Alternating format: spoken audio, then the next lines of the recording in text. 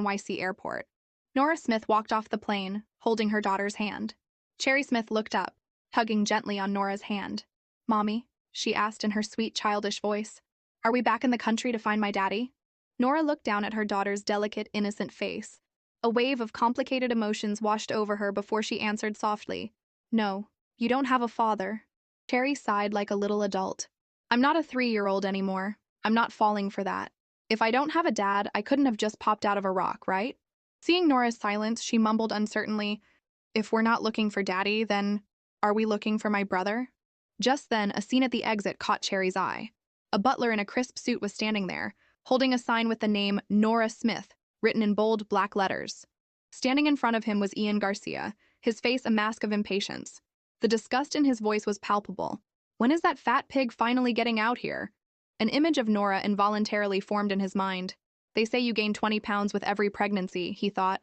She was already bloated as a pig back then. After 5 years, I can't even imagine what she looks like. Just thinking about it makes me sick.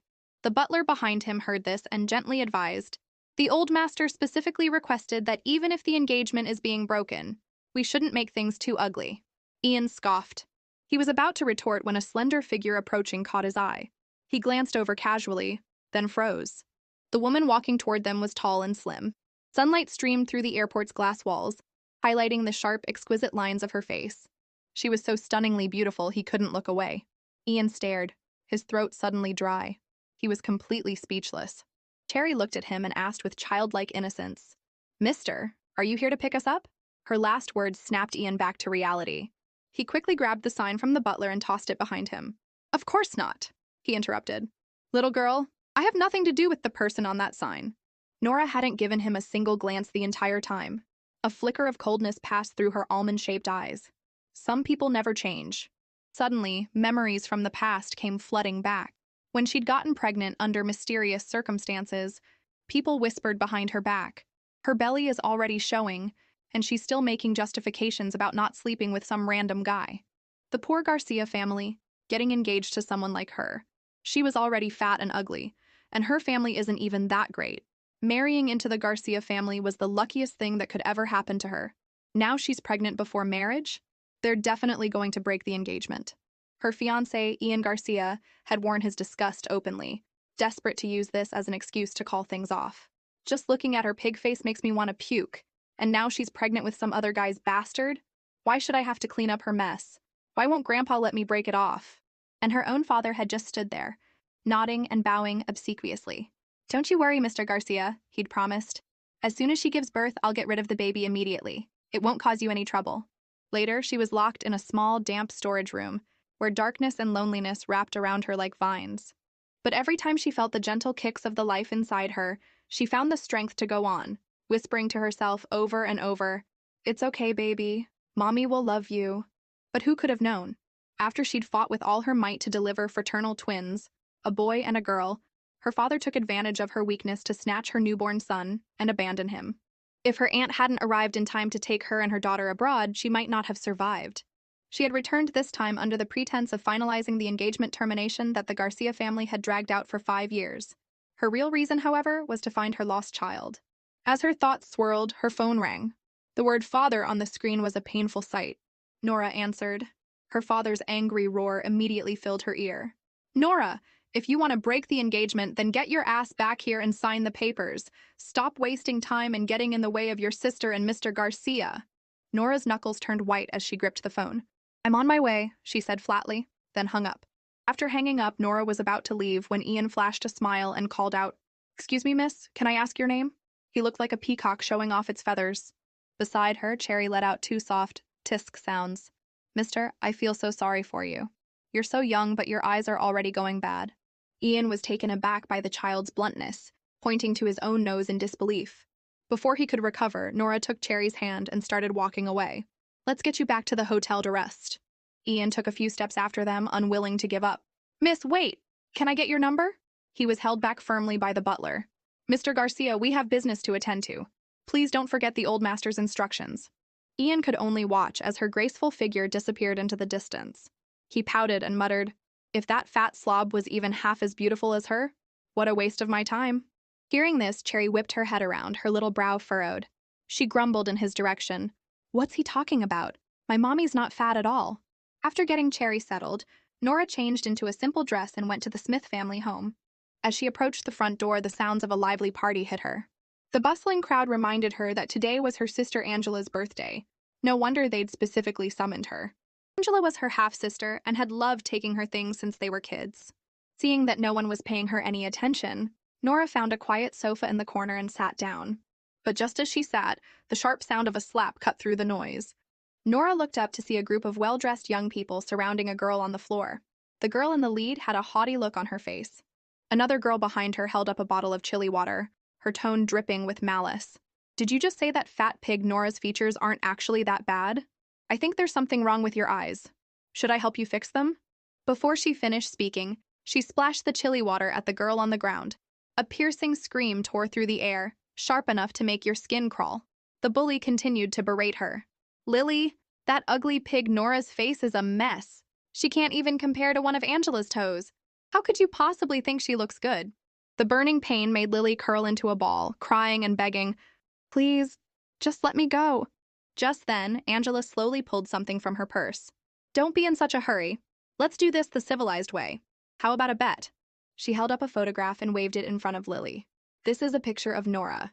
If you can prove she'd actually be pretty if she lost weight, I'll eat this photo. If you can't, then you eat it. Fair is fair, right? It was her birthday.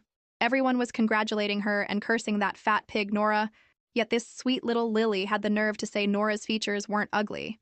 The people around them immediately chimed in. She'd still be an ugly hag even if she lost weight. Someone laughed. But what if the fat pig can't lose weight? Exactly.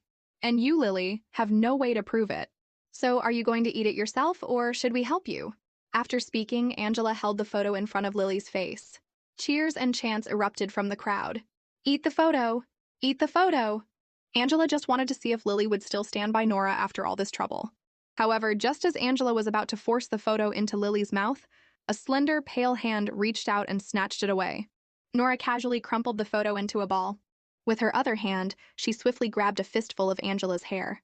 The moment Angela cried out in pain, Nora shoved the paper ball into her open mouth. Her movements were so swift and fluid that no one had time to react. It wasn't until the bitter, foul taste filled her mouth that Angela realized what had happened. She was about to spit it out when a low, indifferent voice said, Angela, a bet's a bet. Nora's appearance stunned everyone. The same people who had been jeering just moments ago were now frozen in shock. It took a moment for someone to snap out of it. Hey, who are you? Angela is Mr. Garcia's fiancée. Aren't you afraid of offending the Garcia family? Nora ignored her. She turned and offered a hand to Lily. Are you okay? She asked softly. Lily looked up, and when she saw the woman's face, she felt a daze wash over her. There was something familiar about her eyes, but the woman's exquisite features and powerful, intimidating aura made her hesitate. She stared at Nora for a full 30 seconds before tentatively asking, Nora? Nora gave a faint which sent a shockwave through the crowd. They all stared at her, their faces filled with disbelief. Someone muttered, They're sisters? Looking at them now, Nora is way more stunning. I can't believe that fat pig would look so amazing after losing weight. By now, the smile on Angela's face had frozen, replaced by shock and envy. Impossible! This can't be Nora! How could that fat, frumpy idiot become so beautiful? She must have gotten plastic surgery overseas. How dare she steal my thunder at my own birthday party and humiliate me? I'll make her pay for this. Just then, their father, Henry Smith, walked over with their stepmother.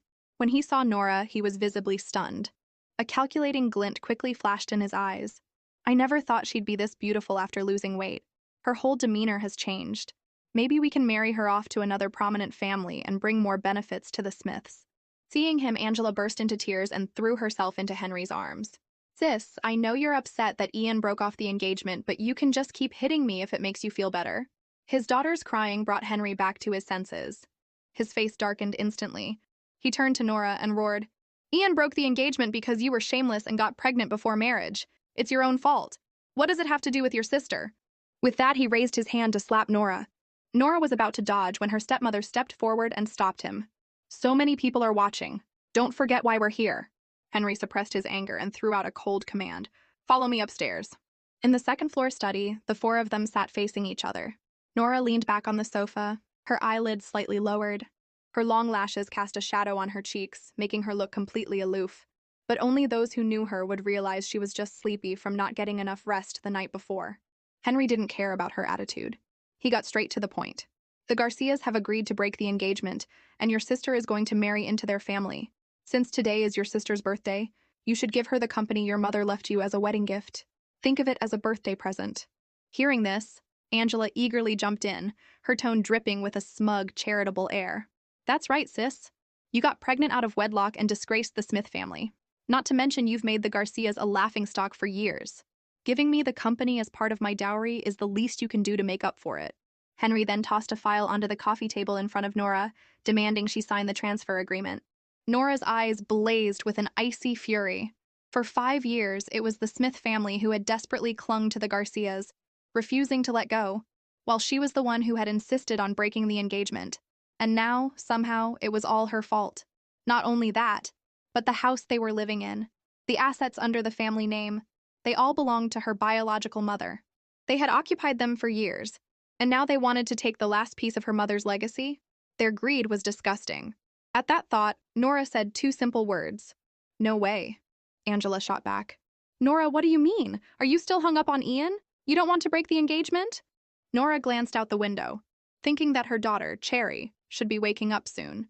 She needed to go back and tuck her in and couldn't be bothered to argue with this pathetic family. We can break the engagement, but the dowry is not happening, she said, turning to leave. Her father roared, Nora, you get back here! But Nora acted as if she hadn't heard him, walking straight toward the door. Angela, furious, chased after her. Let me tell you something, Nora. Don't think that just because you lost weight and got pretty, Ian will want you back. He wouldn't marry a washed-up woman with a little bastard even if he went blind. Oh, right. Where is that little bastard of yours with the unknown father? Why didn't you bring him for us to see? In response to her stepsister's taunt, Nora spun around and delivered a sharp backhand slap. Cherry is not a bastard, she said. Her voice was quiet but carried a chilling force. Her eyes were dark, like a demon that had climbed out of hell. The next time I hear you talk like that, don't blame me for what happens. With that warning, she turned and left without a second glance. Angela clutched her stinging cheek, completely stunned. No one could believe that the once meek Nora Smith would now dare to strike someone in the Smith family home. Exhausted after dealing with her family, Nora dragged herself back to the hotel. She was about to yawn when she heard a soft rustling sound. She looked up. Under the dim light of the elevator lobby, a small figure in cartoon pajamas was rubbing his eyes, his soft hair sticking up in messy tufts. A warmth spread through her heart. She quickly walked over and knelt, pulling the child into her arms. He still felt warm from his bed. Cherry? Why did you come out to wait for Mommy? Are you craving mousse cake? She asked, planting a kiss on her daughter's forehead. A familiar scent of milky body wash filled her nose. The small body in her arms suddenly stiffened, and his ears turned a suspicious shade of red. Just then, her phone rang shrilly. She patted the child's soft hair. It's cold out here. Go wait inside. Mommy will take you for mousse cake after this call. As she turned, she noticed the way the little boy looked at her back. His previously sleepy eyes were now wide open and bright, filled with an unreadable light. Before she could think about it, a gleeful voice came from the other end of the phone. You're so dead this time, Nora was confused. What's wrong? Her friend explained that the head of the country's most powerful family, Justin Hunt, was searching for her personal information everywhere. This time it seemed he wouldn't stop until he found her. Nora just gave a nonchalant, "Oh," then noticed the little boy hadn't left. She waved at Pete. Under her gaze, the little boy turned and walked back, but he paused at the door, peeking his head out, his eyes still fixed on the elevator. The soft hug and the kiss on his forehead had made the young master of the Hunt family blush. The voice on the phone continued to chatter. When you were abroad, it wasn't his territory, so you could avoid him. But now that you're back, you can't escape. As the most famous surgeon in the world, can't you just treat his grandmother? Meanwhile, in another study, Justin Hunt's fingers tapped lightly on his computer as he listened to a report. Mr. Hunt, we've confirmed that Auntie has returned to the country.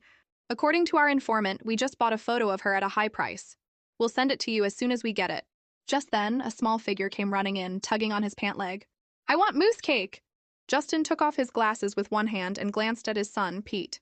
Pete, what's gotten into you? As they looked at each other, it felt like sparks were flying. In the end, it was Justin who gave in. Fine, go get changed. He picked up his jacket from the sofa, but a glimpse of the slightly ajar living room door made him frown.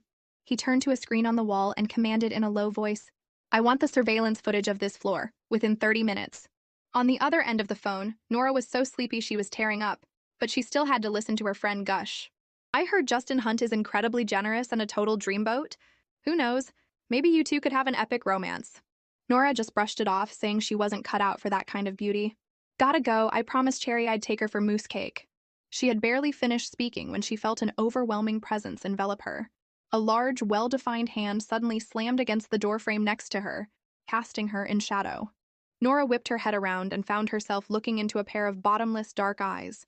The man was dressed in a sharp black suit that highlighted his broad shoulders and narrow waist. He was holding a small child. Miss Smith, the man's voice was colder than a Siberian winter. Please stay away from my son. Nora was completely confused. Pete, blushing, tried to peek at her but was firmly pressed back into his father's chest. Justin looked down at her and added, "You're not my type." With that, he turned and walked away, holding a struggling Pete. Nora stared at his retreating back, grinding her teeth. What is wrong with that guy? She muttered under her breath. The birthday party at the Smith Villa had long since ended. When Ian Garcia entered the living room, Angela ran to him, clutching her face. Ian, what took you so long? She threw herself into his arms, her voice choked with sobs. Ian's body stiffened slightly as the unfamiliar scent of her perfume filled his nose. He gently pushed her away and, noticing her swollen cheek, asked in a low voice, "What happened? Who did this to you?" Angela clutched her cheek, her eyes red with unshed tears. "My sister. She didn't mean it." Hearing this, Ian's anger flared. "That fat slob hit you? Does she not want to break the engagement? Where is she? I'll go find her myself." Angela's heart skipped a beat. For some reason, the image of Nora's stunning, almost aggressive beauty flashed in her mind, and a seed of unease began to sprout. "I can't let Ian see Nora now." She quickly grabbed his arm. "You don't have to go. My sister is just upset about losing the company. Don't worry, I'll convince her." Ian, whose mind was elsewhere, didn't press the issue. "If we don't get that company, my grandfather won't approve our engagement." Just then his phone rang. It was a private investigator. "Mr. Garcia, I haven't been able to identify the woman yet, but I found out which hotel she's staying at." Ian's eyes lit up. "Send it to me now!" Angela immediately grew wary and quickly tried to prove her loyalty. "Ian, trust me. I will find a way to get that company as my dowry for the Garcia family." Ian cleared his throat, hiding his eagerness. "Good. I'll be waiting for your good news." After leaving the Smith house, Ian's mind was consumed by the woman he'd seen at the airport. Her unique aura and breathtaking beauty were unlike anything he'd ever encountered. If only I could marry someone like her. The next morning, Nora was woken by a series of frantic phone calls. She answered with her eyes still closed, and Angela's voice came through the receiver. "Have you thought about the company?" "Not really," Nora mumbled, rolling over to a more comfortable position without opening her eyes. Angela immediately switched to a condescending tone. "All right, let's meet in the middle. I'll give you $50,000 and you sign the company over to me. That should be enough, right? Your aunt has worked hard all these years. Does she even have 10,000 in savings? 50,000? You've probably never seen that much money in your life." Harmonia Pharmacy had an annual net profit of about $500,000, all of which had been managed by Nora's legal guardian, Henry Smith. While it wasn't a huge amount, it was her mother's company. How could she just hand it over to strangers? Nora couldn't be bothered to respond, letting Angela ramble on. Seeing her silence, Angela changed her tactic. "You probably don't know this, but that company is barely breaking even. It's on the verge of bankruptcy. If you give it to me, maybe I can turn it around." Nora's ears were buzzing. It was incredibly annoying. But Angela was relentless. "It's a pharmaceutical company. What would an uneducated good-for-nothing like you know about it? I, on the other hand, am a top student at the medical university, always first in my class, and I'm even preparing to apply for a graduate position with Professor Anti." She paused, her voice full of superiority. "Auntie is the best surgeon in the world, capable of performing the most difficult operations. She's a legend in the field, but she's very mysterious. Staunton University had to pull a lot of strings just to get her to teach there. But why am I telling you this? You wouldn't understand anyway. Nora, I'm telling you, take the deal. Don't bite off more than you can chew, or the company will just go bankrupt faster." The constant stream of words was giving Nora a headache. She finally snapped, "You're too loud." Angela exploded. "You think I'm loud? Are you playing dumb? Is it because you don't want to break the engagement? Let me tell you, Ian only loves me and he's impressed by my talent in medicine." Nora hung up, tossed her phone aside, and tried to go back to sleep, but it was no use. She sat up and dialed a number. "Solo." Send me everything you have on Harmonia Pharmacy. The voice on the other end sounded drained. I'm telling you, you can't keep doing this. I owe you my life, but does that make me your personal assistant? I'm the world's #1 hacker, for crying out loud. Don't I have any pride? You're calling me for something this small? Just name a price and we can call it even, okay? A small smile played on Nora's lip. How much is your life worth? There was a moment of silence, followed by a defeated sigh. All right, you win. Give me 5 minutes. Cherry gripped her phone, her little fingers flying across the screen. Quadra kill! Quadra kill! Ugh, you guys are so useless, she yelled, her face a mask of frustration. Nora emerged from her room fully dressed. Cherry? Cherry's head shot up. Her eyes lit up like tiny suns when she saw her mother. She tossed her phone onto the sofa and ran over to hug Nora's leg, planting several loud kisses on her. Their nanny Lisa chuckled. You're up a little early today, miss. Nora explained she had things to do, then gently reminded Cherry, don't spend all day playing games. You'll ruin your eyes. I know, Mommy. Don't worry, I'll take good care of Lisa, Cherry replied, already running back to the sofa without a second thought for her mother's words. Just then, Nora's phone buzzed several times. It was a message from Solo. Sent the Harmonia Pharmacy files to your email. Also, some good news. You're toast. The head of the Hunt family tracked me down. He's offering millions just to know if you're a man or a woman. Why don't you just give in? He's a total hunk. Want to see a picture? Nora sent back a sweating emoji, followed by 2 words. No thanks. But the next second, a photo popped up on her screen, making her eyes go wide. The man in the picture had sharp, chiseled features and a cold, resolute jawline. He radiated an intimidating stay-away vibe. Yet, the mole near the corner of his eye managed to blend allure with iciness, giving him an air of forbidden temptation. Isn't this the same arrogant jerk who told me, you're not my type yesterday?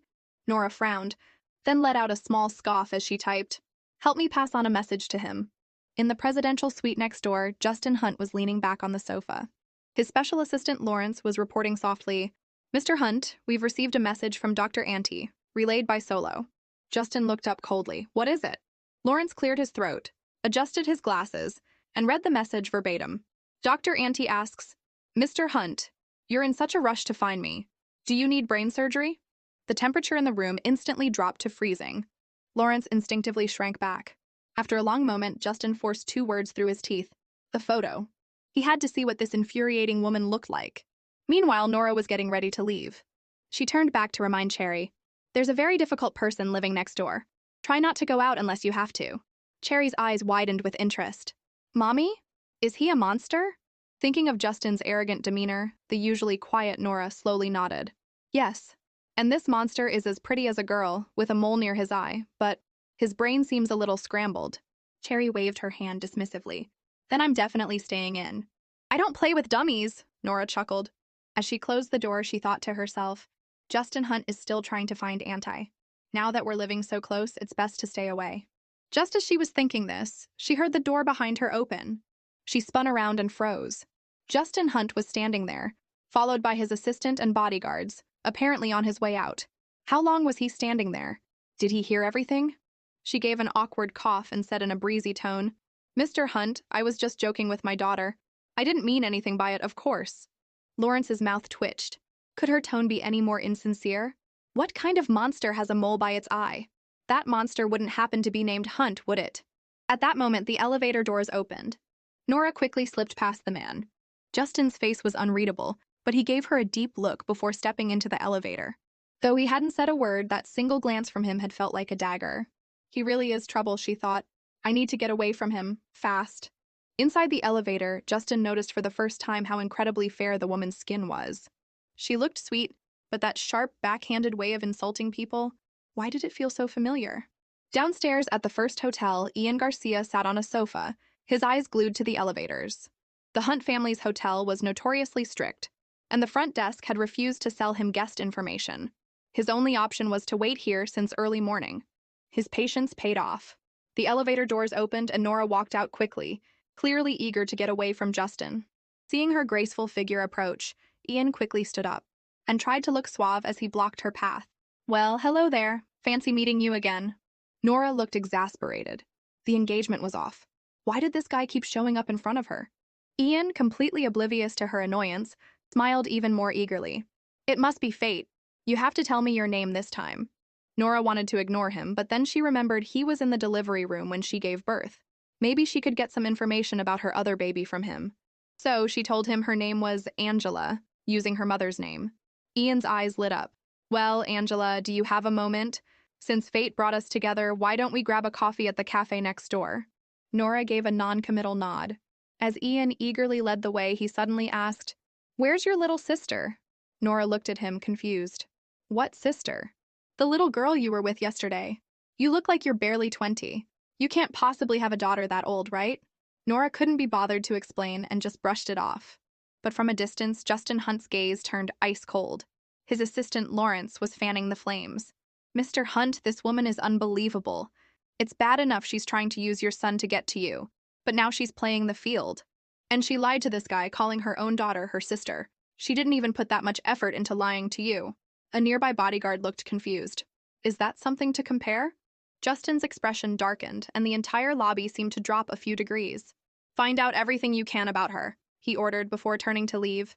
Inside the cafe, Nora skillfully steered the conversation toward Ian's much-talked-about engagement. Eager to praise himself by putting down his ex-fiancée, Ian launched into a tirade. "Angela, I'm not a jerk, really. You have no idea how ugly that fat pig was." Her eyes were just slits in her fleshy face, and the ground practically shook when she walked. And she had the nerve to claim she was only fat because she was on hormones, as if she'd be some kind of supermodel if she lost weight. Plus, she was crazy. She dropped out of school in the 3rd grade and just stayed cooped up in her room all day. You could hit her or yell at her, and she wouldn't even cry, let alone fight back. I mean, forcing me to marry a fat, stupid girl with no education who can barely write her own name. I'm the victim here. Nora rested her chin on her hand, feeling drowsy as she listened. She had learned early on that crying was useless in a family that played favorites. And she never fought back because she always remembered her mother's last words, telling her to act ordinary and hide her intelligence until she was an adult. It was the only way to stay safe. "I'm so sick of the Smith family and their whole act," Ian continued. "If it weren't for that company, I wouldn't be pretending to put up with Angela Smith right now." Nora wasn't interested. She cut him off. "I heard your fiancé gave birth to a child 5 years ago that was abandoned. I'm just curious, where was the baby left?" Ian quickly waved his hands. "Angela, that's just a rumor. The fat pig took the kid abroad with her." The story the Smith family had told the public was that Nora had only given birth to a girl. After all, abandoning a newborn was the kind of thing that would ruin your reputation. Nora stood up abruptly, pretending to be a spoiled rich girl whose privacy had been invaded. "I was just curious. If you don't want to talk about it, fine." It worked. Ian panicked, reaching out to grab her. "Angela, that's not what I meant. Please, don't be mad." Nora smoothly dodged his hand. "So, are you going to tell me or not? Henry Smith handled everything back then. I really don't know." Seeing that he was clueless, Nora's last glimmer of hope faded. She felt like she'd wasted precious sleeping time. She turned to leave. Ian chased after her. "Angela, I'm telling the truth. Are you leaving? Can I at least get your number?" "No," Nora said, walking away without another word. In the presidential suite? Who would have known that the sweet, well-behaved Cherry Smith was a fiery little demon when she played video games? "Majesty has arrived. All of you, clear the way. You little dummy, protect me. Take a few hits from the tower for me. Charge!" A soft but slightly dazed voice replied, I'm out of health. "Hey, where are you going? Just take one more hit for me and I can get a pentakill." "I'll die. It's just games." "Majesty has arrived. All of you, clear the way. You little dummy, protect me. Take a few hits from the tower for me. Charge!" A soft but slightly dazed voice replied, I'm out of health. "Hey, where are you going? Just take one more hit for me and I can get a pentakill." "I'll die. It's just a game. Don't be such a coward. What are you so afraid of?" Nora heard her daughter's cheerful voice before she even entered the living room, assuming she was just playing on her phone. Hearing the door open, the little girl looked up. "Mommy, you're finally back. I was so bored. I missed you so much." Nora sighed silently. Cherry played games all day because she was either busy or sleeping, with no time to play with her. "Get ready. I'm taking you out for dinner tonight." Lisa, the nanny, came over. "What should she wear tonight, miss?" Cherry thought for a moment. "The little Louis Vuitton suit." Nora frowned. A boy's suit again? In the room next door, Pete Hunt stared at his phone. When he heard the conversation from the other side, he knew with certainty, it's her. She's back. As soon as their parents had left, he had immediately called the room next door. "Hello, I'm your neighbor. May I come over?" The little girl on the other end was surprised. "Oh, so you're the little dummy from next door?" It was the first time Pete, a young financial prodigy, had ever been called a dummy. Before he could argue, her voice turned cheerful again. Can you play video games with me? Pete was silent for a moment before softly replying, okay. Pete Hunt stared at his phone screen. The game account, Sweet Treat, was now offline, and the voice call had ended. Just then, a well-defined hand reached over. My little prince, you're finally done, Joel Hunt said with a sigh of relief, taking the phone from him. My brother, the tyrant, is about to come back. We need to clean this up, quick. Pete didn't answer, simply turning and walking toward the closet. Hey, don't give me the cold shoulder, Joel called after him frantically. If you want to play again, your uncle will play with you next time. I'm in the top 10 on the national server, and the #1 player, Sweet Treat, is my sworn boss. I'll get her to carry you next time. We'll crush the enemy so bad they'll be crying for their mommies. Pete ignored him completely, saying only, Uncle, I'm going to the buffet, get me my gray suit. Joel obediently took the suit from the closet and handed it to him. Hearing his nephew's muffled, thank you, he belatedly slapped his thigh and wailed, My dear nephew, please just listen to me for once. If my brother finds out, he'll skin me alive. Justin was out today, which was the only reason Joel had dared to let the kid play games all afternoon. But going out for a buffet? That was like tap dancing on a minefield with Justin. He won't catch us if we're careful, Pete said lightly. Joel froze. By the time he snapped out of it, Pete was already dressed. If he comes back, call my watch. Watching his nephew leave, Joel felt a chill run down his spine, sensing a storm brewing. My little prince, what am I going to do without you? His words were still echoing in the room when the elevator dinged. As the doors opened, Justin Hunt's ice-cold face came into view. Joel nearly bit his tongue off. Justin paused while taking off his jacket. What are you doing blocking the door? His dark eyes scanned the room, and his expression immediately soured. Question, where is Pete? At those words, Joel's knees went weak. He confessed, he's at the buffet downstairs.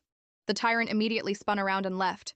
At the First Hotel's buffet, Nora was getting some food, when a small, chubby hand tugged on her dress. She turned to see her daughter's wide, round eyes. The usually quiet child now had an unprecedented look of joy in his eyes. Seeing him stay silent, Nora knelt and stroked his head. Honey, couldn't you find what you wanted to eat? The word honey made Pete's cheeks flush. His grandparents called him that sometimes, but hearing it from this woman, in her lazy, carefree voice, felt incredibly warm. His eyes suddenly reddened, and with a hint of grievance, he asked softly, Are you my mommy? Nora was taken aback. Cherry was acting strange. Was it because she had forced him to quit his game earlier? She quickly pulled him into a hug. Okay, it's all Mommy's fault. There. What do you want to eat? Mommy will get it for you. Pete's eyes widened. 1,000 questions filled his mind. Mommy, why did you leave me? Where have you been all these years? But in the end, he said nothing. Nora didn't notice his complex emotions. She just nuzzled his forehead. Mommy got lots of yummy food. Let's go back to our table, okay? She said, carrying him toward a corner table. Pete buried his face in her neck, clinging tightly to her, as if he were holding onto a long-lost treasure. Meanwhile, Cherry was wandering through the dessert section. She looked at the mousse cake, then at the black forest cake. After a moment of hesitation, she loaded her plate with both and trotted off to find her mommy. But as she turned around, a handsome man with an imposing presence blocked her path. The next second, her plate was snatched away. Junk food, the man said. You're not allowed to eat this. Cherry froze. Before she could react, Justin Hunt scooped her up in one arm and started walking toward the exit. Cherry began to struggle violently. Who are you? What gives you the right to tell me what to do? Let me go! Somebody's kidnapping a kid here! Justin's face was grim. His sense of public decency made him suppress his anger, but he hissed through his teeth, Because I'm your father! Cherry's struggling stopped instantly. A moment later, she reached out and touched his face. A flicker of surprise crossed Justin's face. His arm loosened instinctively, and he looked down to see her little face, streaked with tears. Daddy? You're my daddy? She finally had a dad. She wasn't a kid who just popped out of a rock anymore. Cherry sniffled, her small hand rubbing his cheek as if to make sure he was real. Daddy. Justin's throat felt tight. He didn't know what to say. It was the same little face that was always set in a stubborn pout, but now it was soft and tear-stained. The man who never lost his composure in boardrooms or negotiations was now completely flustered by a few hot tears. Don't cry, he said, his voice hoarse. He was about to wipe a tear from her cheek when his hand was grabbed by two soft little ones. Daddy! Her sweet voice reached his ears, stopping the boys don't cry lecture he was about to give. Justin looked down at the little hand clutching his finger. He suddenly remembered she was only 5. No matter how mature she acted, She was still just a child. His heart, usually as hard as steel, softened just a little. Still, he tried to sound stern, crying and making a scene just for some food. You're pathetic. But Cherry just squeezed his finger tighter, as if afraid her newly found dad would fly away. She nodded her head like a little bird pecking at seeds. Daddy, can we eat together? Justin checked the time and said he only had an hour. His brother Joel, who was standing nearby, was dumbfounded. He knew that Pete would rather starve or be punished than ever back down. What was going on today? Daddy, put me down! I haven't eaten the cake I picked out, Cherry said, excitedly patting his arm. Joel watched in disbelief as Justin actually bent down and set her on the floor. He watched as the little girl took his hand and ran toward the dessert section, and he couldn't help but rub his eyes. My brother and Pete acting like a normal father and child? This is impossible. Cherry pointed at the desserts on her plate. Daddy, eat this one, it's expensive. Then she stood on her tiptoes to whisper, and don't drink juice at a buffet. It fills you up and isn't worth the price. Joel sidled up to them, his voice low. Bro, do you think Pete's been possessed? Justin shot him a cold look. We still haven't settled the score for today. Go back to your room and think about what you've done. Joel nodded quickly. Right, I'm gone, he said, but muttered under his breath. Tyrant, dictator, I'm so done for. After they had chosen their food, Cherry pointed to a corner table. Daddy, Mommy's over there. Justin followed her gaze. In the corner, a woman was resting her chin on her hand, leisurely eating with a fork. There was an indescribable elegance in her movements. He looked away. She's not your mommy? Cherry's temper flared. She puffed out her little chest. Yes, she is. She's my mommy. Justin's face was stern. Pete, remember this. Never trust a woman, especially a pretty one. Cherry's eyes went wide. What does he mean? Not recognizing mommy is a huge deal. If you don't recognize my mommy, then you're not my daddy. What kind of spell had that woman cast on his son to make him say such things? Justin's anger rose. A thought occurred to him, and he asked in a low voice, Did you come downstairs with that woman? Of course, Cherry said, as if it were the most obvious thing in the world. Of course she came with her mommy. Justin scoffed. Just as I thought. He couldn't figure out why Pete would suddenly want to go to a buffet. This woman was flirting with another man downstairs just this afternoon, and now she was trying to use his son to get his attention. It seemed his verbal warning last night wasn't enough. You are not to speak to her again, he ordered coldly. Cherry looked utterly confused. She glanced at her mommy in the corner, then up at her tall father. Finally, with a heavy heart, she followed Justin. Her mind was already racing with a plan. A daddy this handsome is too good to pass up. I have to help mommy snag him. She looked up at him and asked, Daddy, isn't my mommy pretty? She's way prettier than all those celebrities. If you marry her, you'll look so good whenever you go out. Justin stopped in his tracks. What on earth has that woman been telling my son? Meanwhile, Nora noticed that her daughter, Cherry, was being unusually well behaved tonight. The usually picky eater had eaten all her carrots without complaint, though she was eating very slowly. Are you sure you're not eating too much? Nora asked, concerned. Pete looked up at her words. He had already dragged this out for over an hour. He knew he'd probably be grounded by the tyrant when he got back, but he just couldn't bear to leave his mommy. The little boy slid off his chair. I'm going to get one more piece of cake. Just one more, Nora reminded him before letting out a huge yawn. She leaned back in her chair, a wave of sleepiness washing over her, completely oblivious to the fact that the daughter in front of her was actually Pete in disguise. Just then, Cherry slipped back over while pretending to get more food. Seeing how tired her mom looked, she felt a pang of sympathy. Her mom had already missed her nap to have dinner with her, and she had spent all that time with her dad, ignoring her. That wasn't right. She walked over and sighed. Mommy, are you sleepy? We should go back now. Nora, thinking her child was finally full, mumbled in agreement and took her hand, heading straight out of the restaurant. But when Pete returned with his cake, the gentle figure at the table was gone. The light in his eyes dimmed and his shoulders slumped in disappointment. Time's up, a low voice said from behind him. Pete jumped, thinking, I'm done for. He's going to lecture me. But to his surprise, Justin Hunt picked him up and asked softly, Are you full? Pete looked bewildered. Did the tyrant have a change of heart? Back in the top floor suite, Nora was about to fall into bed when the doorbell rang. Who is it? She called out impatiently. A stranger's voice answered, Miss Smith, my name is Hunt. Nora turned and shouted toward the living room. Cherry, get the door. Me, I'm in the middle of a huge team fight, Cherry yelled back from the sofa without looking up. She then barked at her teammates. Focus on the back line. Timmy, how many times have you died? You're feeding them more than a delivery guy. Nora sighed and got up to open the door herself. but the person standing there wasn't Justin Hunt.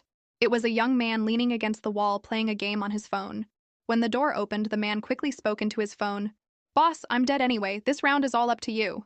He then ended the voice chat and looked Nora up and down. The woman's skin was incredibly fair. Her normally gentle, almond-shaped eyes were half closed, and her expressionless face was etched with fatigue. "Can I help you?" Joel Hunt scoffed internally. "No wonder she has the guts to go after my brother. She's definitely got the looks for it." He cleared his throat. "Miss Smith, I was hoping we could discuss something.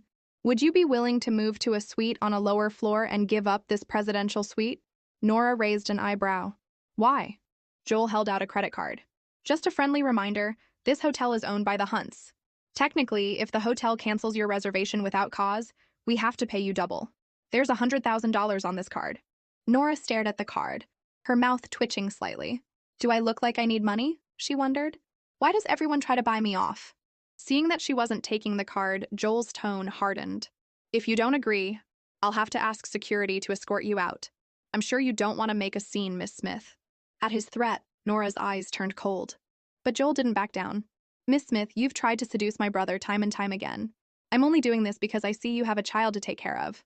Otherwise, it wouldn't be as simple as just moving you to a different room." Nora yawned and asked lazily, "I'm curious. How exactly did I seduce him?" Joel was indignant.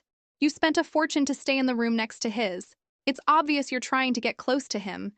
Pete may have fallen for your act, but I'm not that stupid. I've had you investigated. A woman who was dumped and had a child out of wedlock. What right do you have to pursue my brother?" Nora just clicked her tongue. "So it's a crime to live next door? Is this room not supposed to have anyone in it?" The sudden force of her presence was so intimidating that Joel involuntarily took a step back before regaining his composure. "Of course not. My brother found out that the famous surgeon Anti is staying in this hotel and he's about to find her. Only a guest of that caliber deserves to stay next to my brother." Nora's heart sank. He found me? She wasn't afraid of Justin Hunt, but being pursued by a man like him would be a huge headache. Nora lowered her gaze, thought for a moment, then plucked the credit card from Joel's hand. "Thank you. You can have someone come help us move." He was right. Being this close is too much trouble. Seeing her take the card and agree so readily, Joel's tense nerves finally relaxed. "Good. You know what's best for you," he sneered. In his mind, while the suite downstairs was also a presidential one, its keycard wouldn't grant access to the top VIP floor. Once she moved, this woman would never have a chance to get near his brother or Pete again. He just couldn't shake the feeling that her thank you sounded a little odd. Inside the suite, Justin Hunt was sitting at a large desk, his hands flying across the keyboard. The screen was filled with streams of code and data lines. A single red dot, his target for the last half hour, was moving slowly. Just as he was about to close in, the dot flickered a few times and vanished. The temperature in the room seemed to drop several degrees. Oblivious to his brother's dark mood, Joel said cheerfully, "Bro, did you lose her?" Justin took off his glasses. "I'm not blind," he said, his voice laced with ice. Joel shrank back and shut his mouth. A moment later, he sidled up to him, eager to show off. "By the way, bro, I just did something great. This will definitely make up for earlier." When Justin gave him a questioning look, he quickly explained, "I convinced the woman next door to move downstairs. She won't be able to bother you or Pete anymore." At his words, an image of the woman from the buffet flashed in Justin's mind, languid yet distant, her eyes clear but seemingly holding a universe of stars. "You shouldn't have done that," he muttered. Joel was confused. Why did that sound almost dissatisfied? The assistant, Lawrence, glanced at Joel and sighed internally. The Hunt family is so complex, filled with brilliant and calculating people. How did they end up with such a simple-minded sweetheart? It was a shame. They had been so close to pinpointing Auntie's location, but they had failed at the last second. Could there be a mole feeding her information? That seemed unlikely. Only the three of them knew about the search. Was it just a coincidence? Half an hour later, Nora was already settled in her new suite. After successfully blocking the external trace, she called Solo. As soon as he picked up, Solo's voice was full of apology. "I'm sorry, Mr. Hunt hired some top-level hacker who managed to get your info from my system. But for now, they only know you're at the first hotel, not your exact location," Nora said, her voice calm. "Be more careful next time." After hanging up, she tossed her phone aside. A wave of exhaustion washed over her, and she fell asleep almost instantly. 2 minutes later, a door creaked open, and Cherry's small head peeked out. Seeing that her mom was sound asleep, she tiptoed out, closed the door softly, and logged into her game. A message from Timmy immediately popped up on the screen. Boss, you're finally back. Where'd you go? Cherry pouted and typed back. The big dummy next door forced us to change rooms. Which idiot dared to bully my boss? I hope he chokes on water. Timmy cursed, not thinking much of it. It wasn't unusual to run into weird neighbors at a hotel. By the way, boss, you were always abroad before. Didn't you say you got back to NYC yesterday? I came all the way here to find you. Where are you staying? The top floor suite next to mine just opened up. My treat. The next day at 1 p.m. in the presidential suite of the first hotel, Joel Hunt was furiously tapping his phone screen. Suddenly, a notification sound from the game announced his character's death. You have been slain. Dodge, Timmy! The river monsters are more agile than you, a clear voice complained through his headset. This was followed by a series of kill announcements. Triple kill! Quadra kill! Joel was both embarrassed and excited. You're amazing, boss! Thanks for avenging me. By the way, you never told me where you're staying. I'm at the first hotel. Joel jumped up from the sofa in surprise. I'm at the first hotel too. I'm coming to find you right now. Not during the day? The voice on the other end suddenly changed. My mommy's awake. I have to go. Wait, Timmy, don't go.